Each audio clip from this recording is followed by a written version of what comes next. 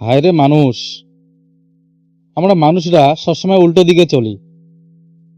মানুষ কালকে বাঁচবে কিনা তা চিন্তা নেই, কিন্তু আগামীকাল কাকে কিভাবে ঠকানো যাবে তা চিন্তা ঠিকই আছে।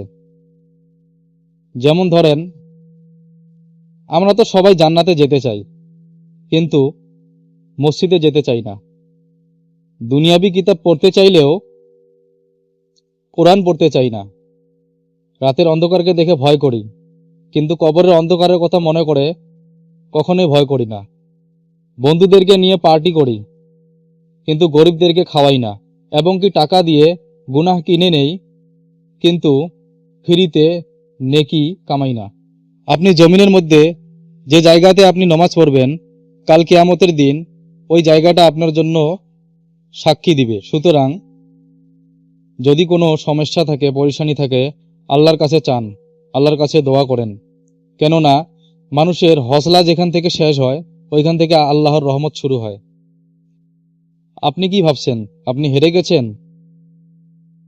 আপনাকে দেখে মানুষ হাসবে, কোনোদিন ভেঙে পড়বেন না। তার চেয়ে ভালো আপনি নমাজ পড়েন, ধৈর্য ধরেন, চেষ্টা করেন এবং অপেক্ষা করেন।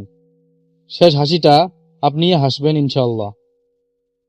আল্লাহ পাক কোরআন পাকের মধ্যে বলেছেন, ওয়ালা সাউফা ইউতিকা রব্বুকা ফাতারদা। অর্থ, আর শীঘ্রই আপনার রব আপনাকে এত বেশি দিবেন যে আপনি খুশি হয়ে যাবেন। সূরা দোহা আয়াত নম্বর 5।